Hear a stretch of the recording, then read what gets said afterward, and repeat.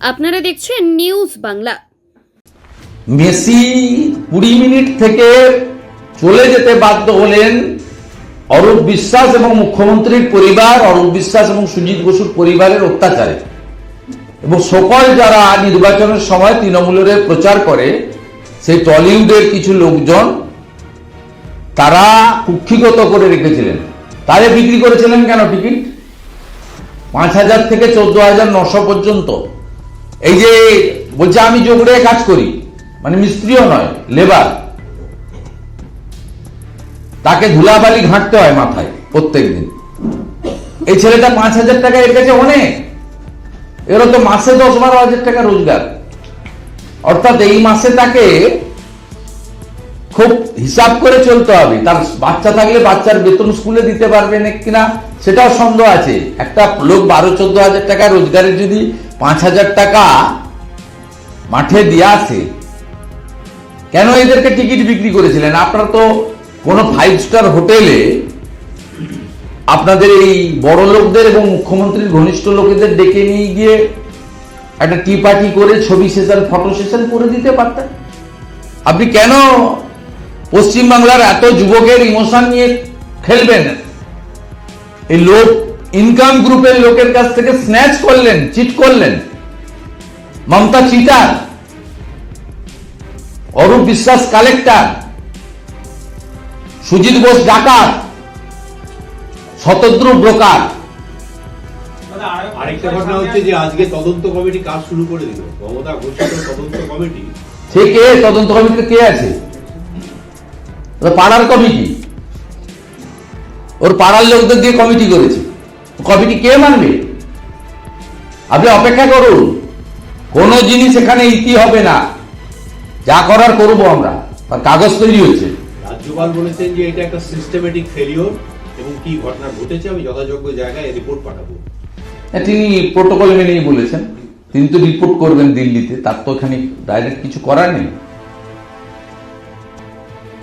তো গভর্নর সাহেবের উচিত আরো কড়া ব্যবস্থা নেওয়া এবং international sports organisation, All India Football Federation সহ যে সমস্ত বডিগুলো রয়েছে, গভর্নমেন্ট রেকগনাইজ বডি, তাদেরকে এই বিষয়ে ব্যবস্থা নেওয়ার জন্য লেখা করা উচিত। কারণ তিনি তো সরাসরি পারবেন না কিছু করতে। এই রেকমেন্ডেশন গুলো গেলে কনস্টিটিউশনাল হেডের দিক থেকে অনেক বেশি মিনিংফুল হয়। আমি গভর্নর সাহেবের সঙ্গে টাইম নিয়ে দেখা করে আমি যেগুলো ভাবছি বা বলতে চাইছি, আমি কালকে ওনাকে মেল করেও বলেছি যে আপনি চিফ সেক্রেটারিকে অ্যাডভাইস করুন, সরকার সিটিং জাজটা chief justice Kolkata high court acting chief জাস্টিসের কাছে বলুক যে তিনি কোনো সিটিং জাজকে দিয়ে কমিটি করে দিক, সিট বানিয়ে দিন, যেখানে বিধাননগর পুলিশ বা পশ্চিমবঙ্গ পুলিশ থাকবে। মেসি থাকাকালীন মাঠের ভেতরের দিকটা তো একটা নিরাপত্তার প্রশ্নও ছিল।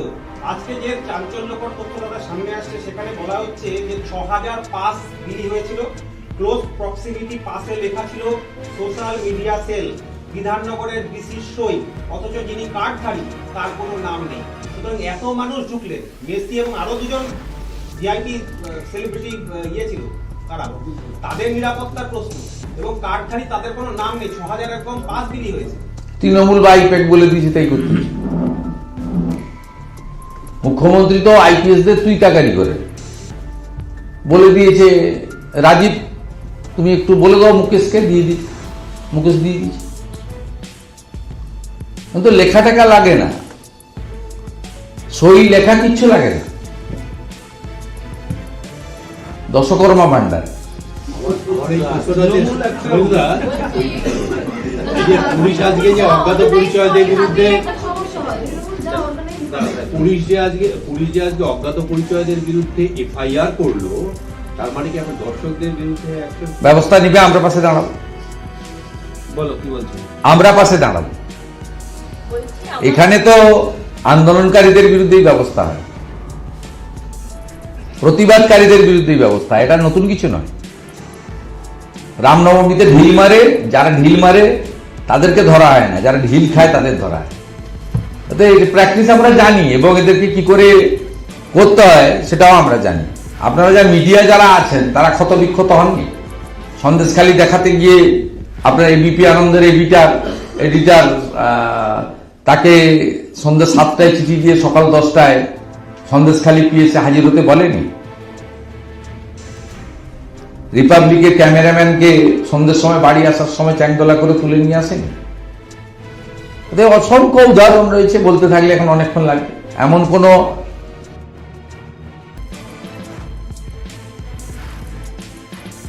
ইলেকট্রনিক্স চ্যানেল নেই, পোর্টাল নেই, ইউটিউবার নেই।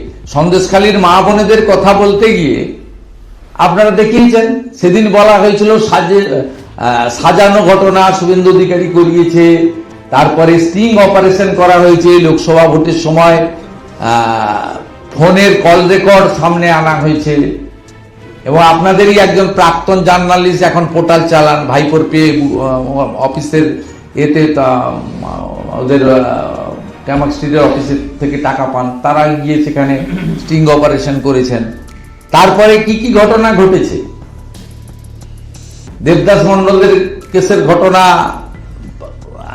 সিবিআই ট্রান্সফার হয়েছে, ভোলানাথ ঘোষকে তার ছেলেকে ড্রাইভারকে মেরে দিয়েছে। কিন্তু সন্দেশখালীতে এগুলো বলতে গিয়ে আপনারা আক্রান্ত হয়েছে, অনুব্রত মন্ডলের বিরুদ্ধে বলতে গিয়ে আপনারা সরকারের দ্বারা আক্রান্ত হয়েছেন। অনুব্রত মন্ডল প্রমোশন পেয়েছে, তার সিকিউরিটি বেড়েছে। তৃণমূল কংগ্রেসের তরফ থেকে গতকালের ঘটনার সঙ্গে উত্তরপ্রদেশে কুম্ভ মেলার তুলনা করা হচ্ছে। তারা বলছে এটা নিয়ে বিজেপির কথা বলার কোনো অধিকারই নেই, তার কারণ কুম্ভ মেলায় এত মানুষের মৃত্যু হয়, তার অরাজকতার দায়। তৃণমূল বলছে উত্তরপ্রদেশের কুম্ভ মেলায় মানুষের মৃত্যু হয় যে সরকারে, সেটা বিজেপির সরকার। এটা তৃণমূলের যে বলেছে আপনাদেরকে তাকে বলুন, মমতা ব্যানার্জিকে জিজ্ঞেস করতে। মমতা ব্যানার্জি ক্ষমা চেয়েছেন কেন? গাড়ি ঘুরিয়ে নিয়ে চলে গেছেন কেন? তিনি তো বিধানসভায় কিছুদিন আগে বলছিলেন, যখন বিজেপি বিধায়করা এলওপিকে সাসপেন্ডের প্রতিবাদ করছিল, এই হুমায়ুন তুমি বসো বলছিল, এবং বলছিল আমি একাই 100। এত সাহসী মহিলা, বাংলার অগ্নিকন্যা, গাড়ি ঘুরিয়ে মারছুট, চাচা আপন প্রাণ বাঁচা, দেখছুট মারছুট গাড়ি ঘুরিয়ে। উনি চলে এলেন না কেন? তো মাইক ধরে নিতেন, জয় বাংলা, তোমরা বসে পড়ো। আপনি সন্দেশখালী প্রসঙ্গ তুললেন, সবার পিছনে ব্যবসা থাকে। খেলার মানসিকতা থাকলে, আনন্দের মানসিকতা থাকলে, মাঠটা রাজনীতির বাইরে ভাবলে এটা ঘটতো না। সব সময় ব্যবসা, স্ত্রীর কাছে, বান্ধবীর কাছে নাম্বার বাড়ানো। আপনারা দেখেন না পার্থর কি অবস্থা, কচি কচি। আমাদের রাজ্যে শিল্প আসবে না, আমাদের রাজ্যে কি আর শিল্পীরাও আসবে না? যা যতদিন তৃণমূল কংগ্রেস আছে, হ্যাঁ, আমাদের রাজ্যে শিল্প আসবে না, সেটা মানুষ জানছে, কিন্তু আমাদের রাজ্যে আর কোনো শিল্পীও আসবে না সেরকম, যেভাবে মেশিনটাতে হলো। না সেটা তো আমি বলতে পারবো না, সেটা কল্যাণ চৌবে বলেছে। এর প্রতিক্রিয়া 50 বছর থাকবে। আমরা হয়তো সকলেই 50 বছর থাকবো না, কিন্তু এটা থাকবে। কল্যাণ চৌবে তার যে ক্রীড়া সংগঠক হিসেবে ভাস্ট এক্সপিরিয়েন্স, সেখান থেকে তিনি বলেছেন এর তো এফেক্ট হবেই। এফেক্ট তো ইতিমধ্যেই বেশ কিছু ক্ষেত্রে, আপনার আইপিএল সহ অনেকগুলো ক্ষেত্রে আমরা নিজেরা দেখতে পাচ্ছি তার এফেক্ট ঘটছে। অতএব কল্যাণ চৌবে যেটা বলেছে ওটা ওর মুখেই মানায় ভালো, আমি এটা সাপোর্ট করি। অ্যাপ্রিসিয়েট করার মতো একটা আগাম আশঙ্কার কথা বলেছেন, কারণ ক্রীড়ার মাঠটা, খেলার জায়গাটা কল্যাণ চৌবেরা কখনো রাজনীতিকরণ করেনি। এবং অনেক স্পোর্টসম্যান আছে, সুব্রত দাদের জিজ্ঞেস করলে, সুব্রত ভট্টাচার্যদের দাদাদের জিজ্ঞেস করলে, এখন আমাদের যারা আছেন বিকাশ দা, কৃষাণু দা, এদেরকে জিজ্ঞেস করলে এরা অন্তত বলবে, বিদেশ বসু হয়তো বলতে পারবে না, টিকিট হয়তো পাবে না বললে, কিন্তু বাকি যারা ফ্রিল্যান্স আছে তারা বলতে পারবে। এটাই তো বলা হচ্ছে যে মারাদোনা এসেছিল, পেলে এসেছিল, তখন হয়নি, এখন কেন হচ্ছে? এই তুলনাটা হচ্ছে, পেলে খেলে গেছেন, মারাদোনা এসেছেন, তখন কি হায়দ্রাবাদে হলো না কেন? এখানে আপনি 2008 নাইবা গেলেন, আমি 2008 নিয়ে নাইবা বললাম, ঠিক আছে, তখন ভালো হয়েছিল, যারা করেছিলেন অ্যাপ্রিসিয়েট করতে হবে। যে দলের লোক, সরকার তো সরকার, মানুষের সরকার। কিন্তু মাঠগুলোকে যেভাবে মমতা ব্যানার্জি তার পরিবারের জায়গা তৈরি করেছে, টেনিস টেবিল অ্যাসোসিয়েশন থেকে টেনিস খেলে যারা তাদের তাড়িয়েছে, হকি যারা খেলে তাদের তাড়িয়েছে, পশ্চিমবঙ্গ অলিম্পিক অ্যাসোসিয়েশন থেকে তাড়িয়ে ভাই অজিত ব্যানার্জিকে বসিয়েছে, মোহনবাগানে বাবন ব্যানার্জিকে বসিয়েছে। আপনি যতগুলো বাস্কেটবল, হাডুডু, খোখো কোনোটা ছাড়েনি, কোনো একটা জায়গায় ছাড়েনি, 7-8টাও ছিল, ওটাও ঢুকে গেছে। আপনি যদি তালিকা দেখেন কারা কন্ট্রোল করছে, প্রত্যেকটা পপুলার স্পোর্টস, প্রাচীন খেলা ফুটবল, হাডুডু, খোখো থেকে আধুনিক খেলা যদি দেখেন, প্রত্যেকটা দেখবেন মমতা ব্যানার্জি অথবা তার প্রতিনিধিরা, দে আর কন্ট্রোলিং এভরিথিং। কোন স্পোর্টসম্যানের জায়গা নেই, এবং এই লোকগুলো কোনোদিন মাঠে নামেননি, ভবিষ্যতেও নামবেন না। এদের একটাই পরিচয়, এদের মাথায় মমতার হাত।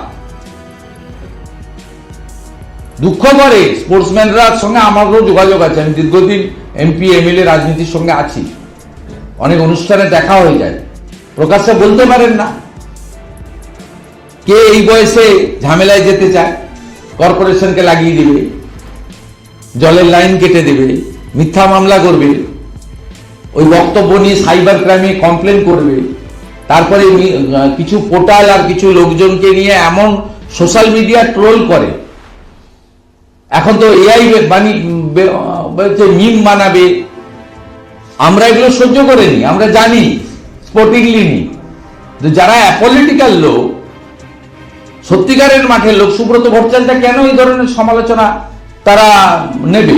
বুলা চৌধুরীরা কেন নেবে? সব তারা নেবে না, নিতে পারে না। বুলা চৌধুরীর সম্পর্কে যে অশালীন মন্তব্য মুখ্যমন্ত্রী করেছেন, তার ব্যক্তিগত লাইফ নিয়ে যে বক্তব্য রেখেছেন প্রকাশ্যে, এটা তো কখনো সমর্থনযোগ্য নয়। অর্থাৎ তারা মাঠ ছেড়ে দিচ্ছে, বিতর্কে যাবো কেন, ওরাই, ওর বাড়ির লোকরাই নেই। ও বিখ্যাত ফুটবলার ডাকি পায়নি, অন্তর্ভুক্ত পাইনি, দুঃখ করেছে তারা। পাবেন কেন? পাবেন কেন? আপনি তাবেদার ছাড়া পাওয়ার কোনো জায়গা নেই। আর আরেকটা হচ্ছে অর্থ ছাড়া পাওয়ার কোনো জায়গা নেই। ঠিক আছে, থ্যাংক ইউ। আমার ওই গারুলিয়াতে মিছিল সভা আছে, বেহালাতেও আছে। আপনি সন্দেশকারী প্রশ্ন তুললেন, সন্দেশকারী যে না না, আপনি প্রশ্ন করেছেন বলে বলেছি। আপনার এডিটার তাকে সন্ধ্যে 7টার সময় নোটিশ দিয়ে বলা হয়েছে সকাল 10টায় সন্দেশখালী থানাতে অ্যাপিয়ার হতে। সন্দেশখালী ঘটনা যে সাক্ষী, সে যে মারা গেল, তারপরে পরপর পুলিশ গ্রেফতার করছে, আজকেও গ্রেফতার হয়েছে। এটা ধীরে ধীরে কি প্রতিষ্ঠা পাচ্ছে, পরিকল্পিত হত্যাকাণ্ড এটা? এ তো দিনের আলোর মতো সত্যি। প্রেসিডেন্সি জেলের 42 নম্বর কেবিন, সেখানে শেখ শাহজাহান থাকে, হাতে দুটো মোবাইল, একটা ছোট মোবাইল যেটা অ্যান্ড্রয়েড ফোন নয়, একটা বড় মোবাইল অ্যান্ড্রয়েড ফোন। মোবাইলের কালার হচ্ছে গ্রে কালার। ওখান থেকে অপারেটিং করছেন সব, তার জন্য কেবিন দেওয়া হয়েছে হোয়াইট। তার জন্য কেবিন কেন অ্যালট করেছে আমি জানতে চাই রাজ্যের মুখ্যমন্ত্রীর কাছে, মুখ্য সচিবের কাছে, কারামন্ত্রীর কাছে, কারা সচিবের কাছে, প্রেসিডেন্সি জেলের সুপারের কাছে। অতএব এই মামলা এবং শাহজাহানকে পশ্চিমবঙ্গে রাখা যাবে না। যেভাবে 18টা পোস্টপোল ভায়োলেন্সের মামলা অন্য রাজ্যে নিয়ে যাওয়ার জন্য আবেদন করেছে সিবিআই সুপ্রিম কোর্টে, এই মামলাও হস্তান্তরের জন্য বাদী অথবা ইনভেস্টিগেটিং এজেন্সির আবেদন করা উচিত।